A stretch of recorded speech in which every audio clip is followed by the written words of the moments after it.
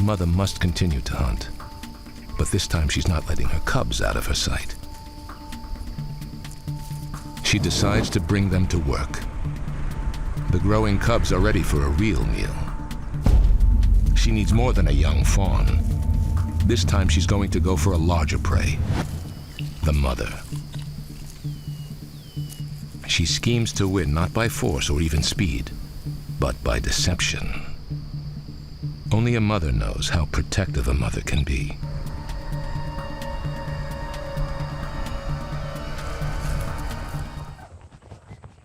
There's water here now, but within a month, it'll dry up, and the wildebeest will leave town.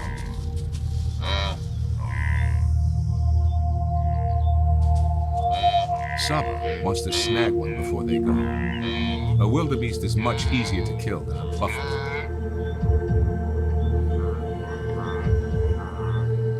With 8 growing cubs, she and her sisters have their work cut out for them.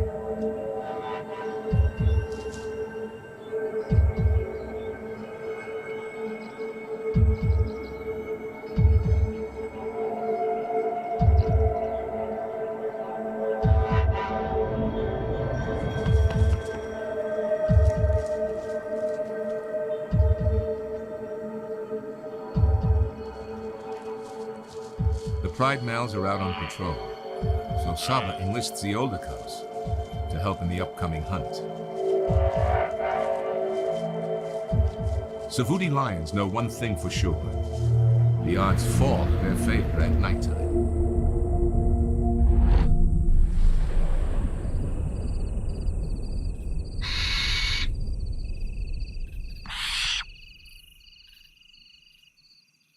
Wildebeest have weak night vision, much like our own. Lion night vision is believed to be 8 times sharper than a human's.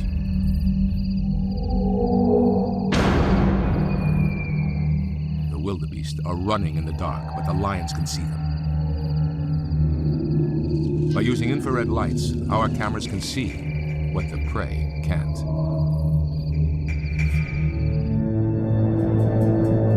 On the marsh plain, the wildebeest could bolt in any direction. Instead of a solo ambush, Saba opts for the 2-pronged attack. Position herself with a second lioness on one side of the wildebeest, and the adolescent cubs on the opposite side. If she can get the young hunters to scare the wildebeest towards her, it's game over. The pride moves into position. After following the adults on countless hunts, the cubs know what's expected of them. Saba gets into position.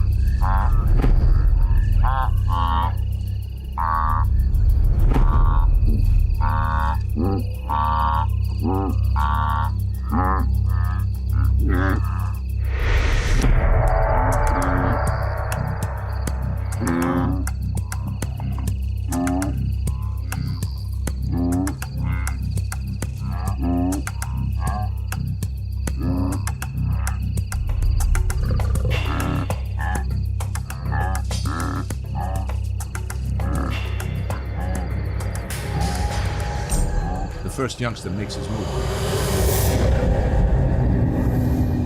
A second forces the wildebeest towards Saba.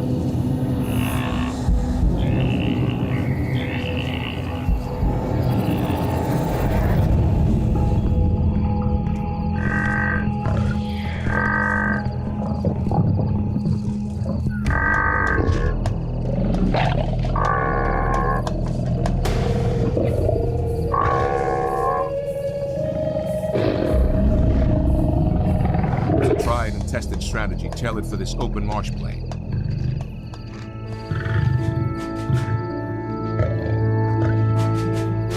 Everyone eats, even the littlest.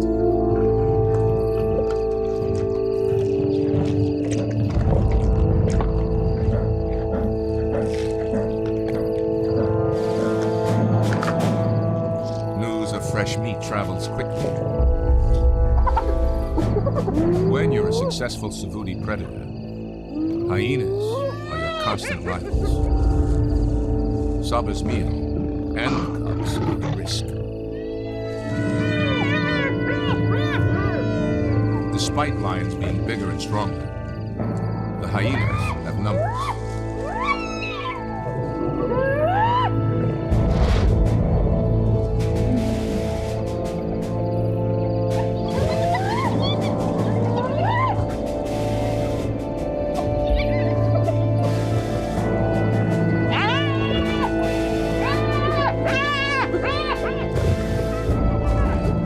Saba is protective of her cubs for good reason. She will defend them to the death.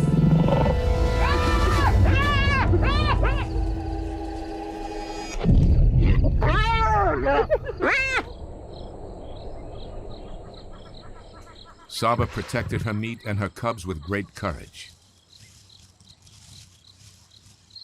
But she's paid a huge price for the victory.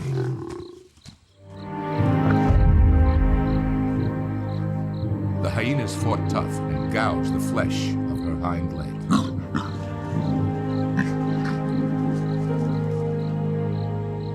It's a serious wound that could kill her if it gets infected.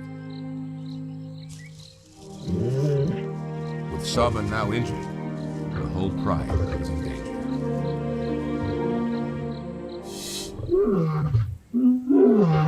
Now, the male calls in Saba and the cubs for dinner.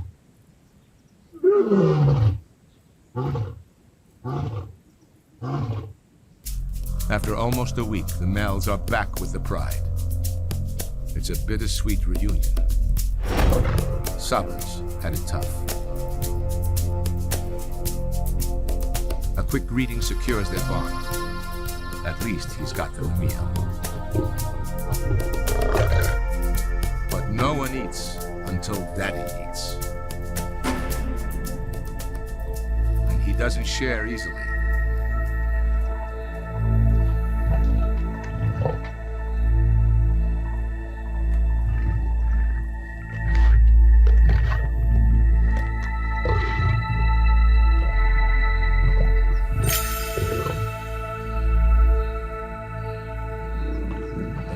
Full belly is their big break. But there's also not a lot left after the nomads and the male got their fill. The pride has to get right back out there and take down their own buffalo. The herd's now on the edge of the woodland, moving toward hunting zone 1, the marsh plain. There's more space on the marsh and the buffalo are more exposed. If the herd stays here tonight, the pride's got a chance. With the male back, Saba's got the reinforcement she needs to take on the ultimate challenge. A big buffalo to feed the whole pride.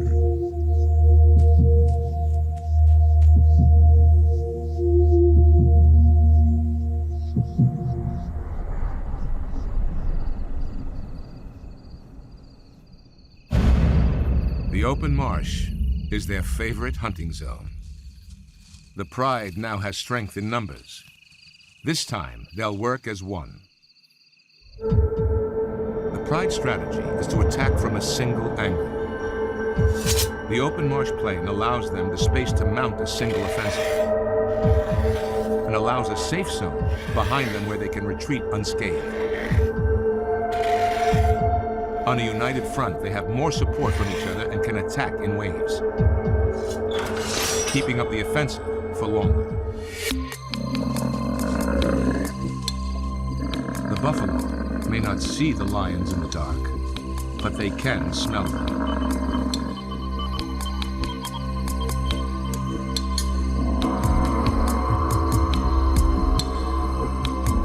The herd assembles their defensive strategy, also a united front.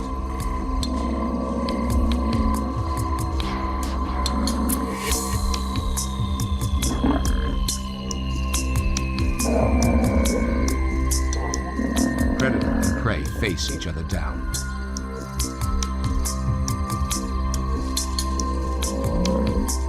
A Savuti-style game of chicken.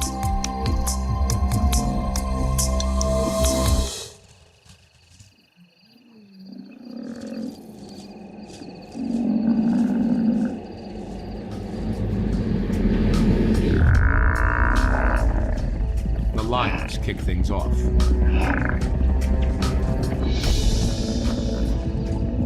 At 1,000 pounds each, the big bulls don't scare easily. But they can't see the lions in front of them. Saba makes a move.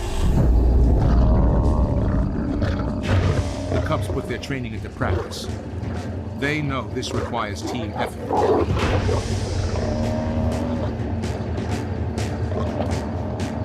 A bodyguard steps in.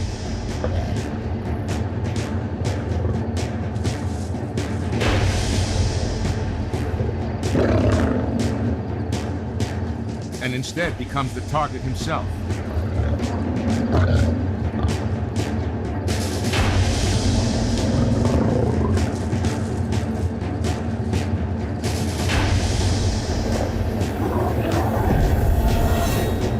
Another attempt. Within seconds, their teamwork shows its power. The pride strategy is to draw attention away from Saba.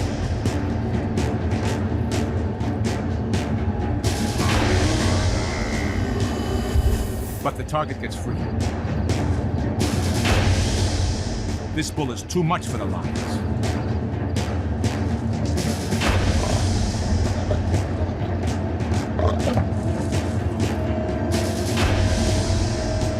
Pride male takes a chance.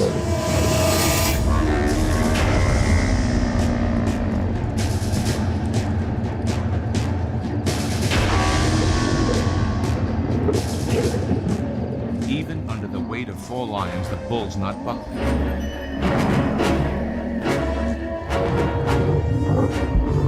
He knows that if they get him to the ground, he's a goner.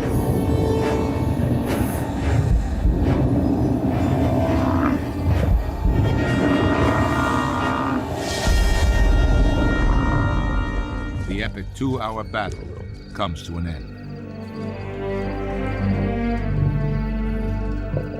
The male may not be the best hunter and protector, but his strength sure comes in handy. The whole pride will benefit from this massive meal for days to come.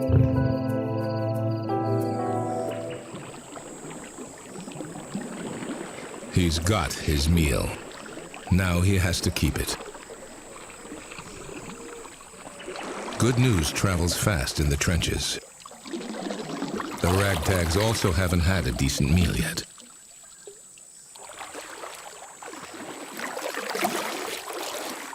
Blood in the water attracts them like moths to a flame.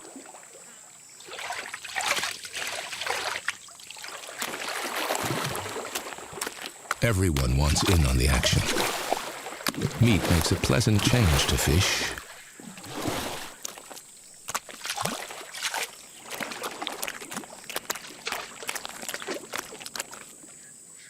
DC has no intention to share. A croc his size needs 10 calves to fill his belly. But eating alone is difficult for crocodiles. They have to swallow their meals whole. Their jaws don't move from side to side, so they can't chew food into smaller pieces.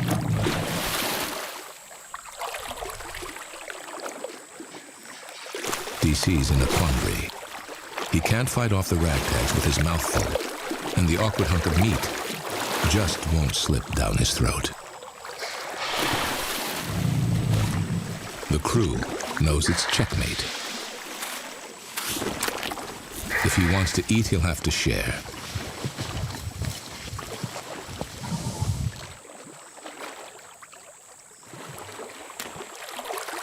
Jaws lock on to grip and twist like pairs of pliers.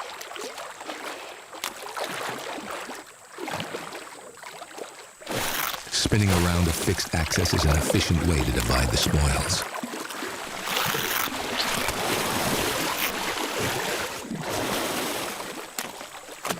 DC hangs on to as much as he can, while his massive bulk provides a solid weight to pull against.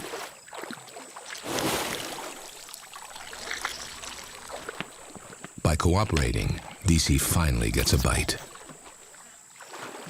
But so do the others. And that's just not right. All All his hard work for one measly mouthful. There's a price to pay for stealing. He wants them gone. But food fights and land grabs come with the territory here. The hunting opportunities are so scarce.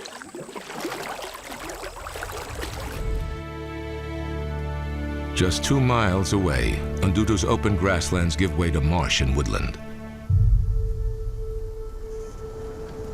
Here, another mother is on a solo mission, bringing up cubs. She's part of a big pride, but she needs to keep the cubs away for their safety.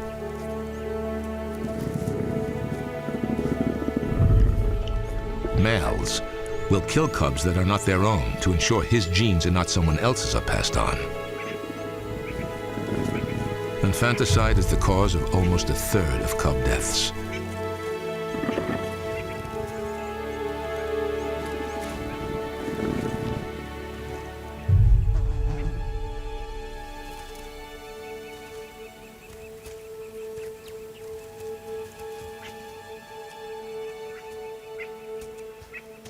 Now, the pressure is on her to be the sole hunter for 2 hungry cubs. And this calls for a special strategy.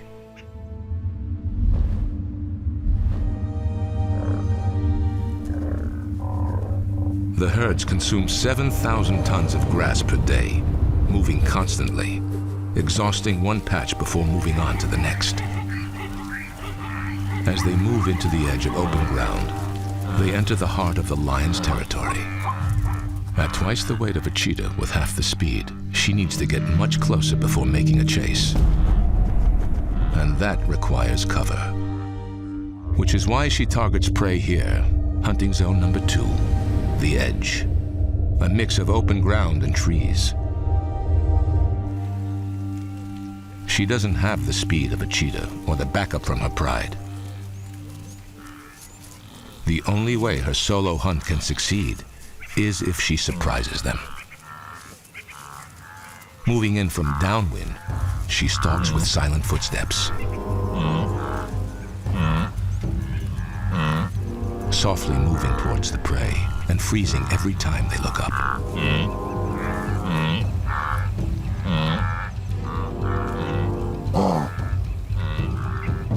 If she gets close enough without detection, she just might be able to feed her cubs.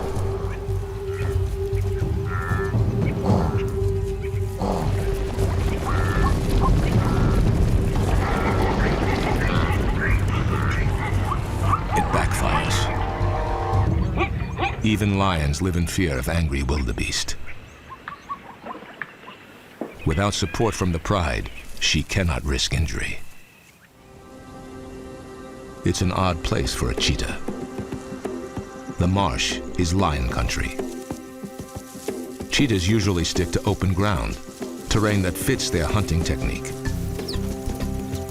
But there's no cover out there to hide the cubs. So she uses the high grasses here as a protective nursery, right on enemy turf. Cheetah cubs survive on milk for the first 6 weeks. Their mother needs a lot of energy to produce it. Like mothers everywhere, she worries about what to do with the kids while she's at work. With lions around, it's too dangerous for them to be out in the open. Her only option is to hide them. The marsh is one of Undutu's regions where cheetah and lion territory overlap. Here, nearly 60% of cheetah cubs die by the jaws of a lion. They kill the competition. She stashes her 3 cubs in the high reeds and heads out to hunting zone number 1, the open grassland, where she hopes she can find an easy and quick meal.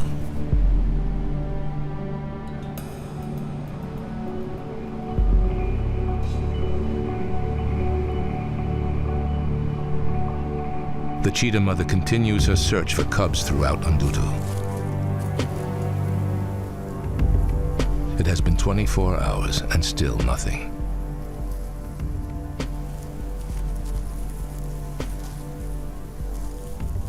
She picks up a scent, leading away from where she last saw them toward the edge of the marsh. Then suddenly, she hears a familiar sound. One survivor, then two, both luckier than their little brother.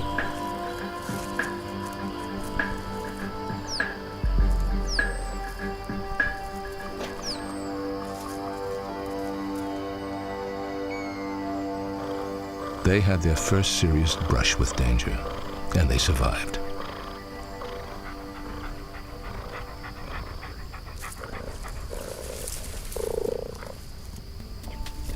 The mother must continue to hunt, but this time she's not letting her cubs out of her sight.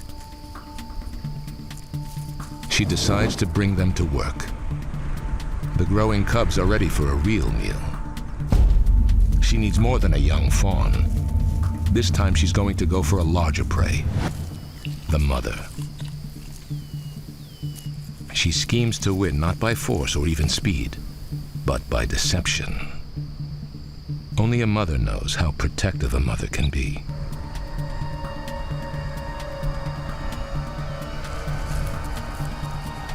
She plans to use the fawn as bait, giving the mother a chance to save her little one.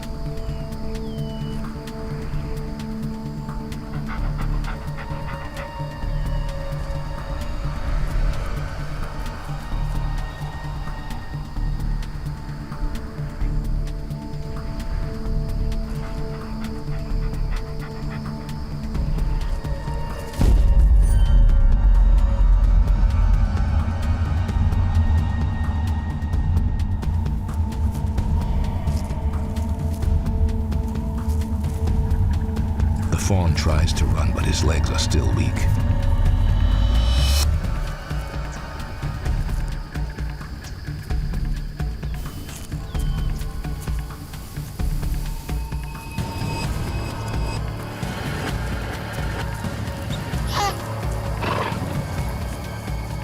It takes restraint and planning not to simply devour it.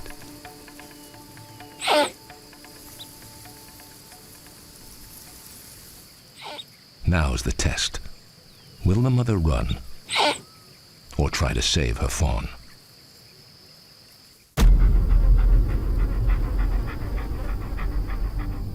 The mother gazelle won't leave her fawn. The cheetah plan is working, and with every second she's gathering strength for another charge. Now, the real chase.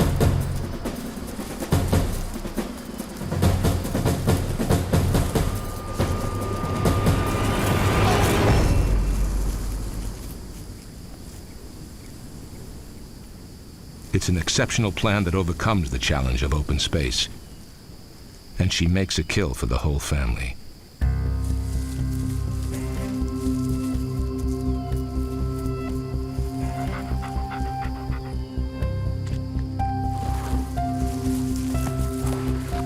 She hides the carcass and her cubs from the lions.